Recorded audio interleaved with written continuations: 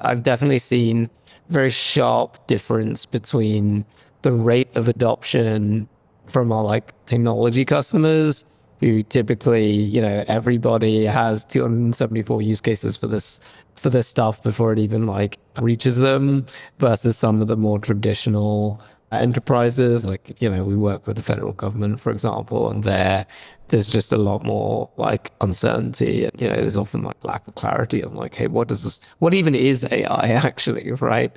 And just helping people understand that often needs like a dedicated like AI team or like internal team that is really owning the internal education of like what the technology even is, to figure it out. It is curious to me, obviously, as the CISO, that you aren't like necessarily the biggest advocate for saying AI should be like run from the security team.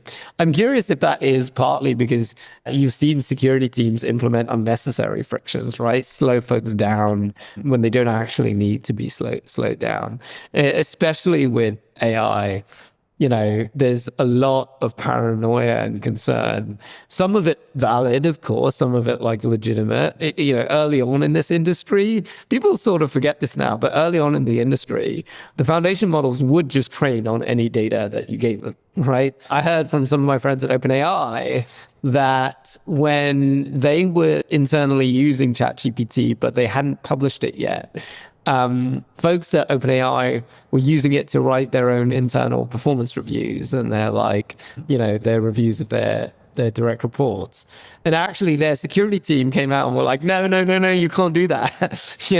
You can't put that sensitive information into the system. So, obviously the industry is maturing and folks are getting a little bit smarter about this.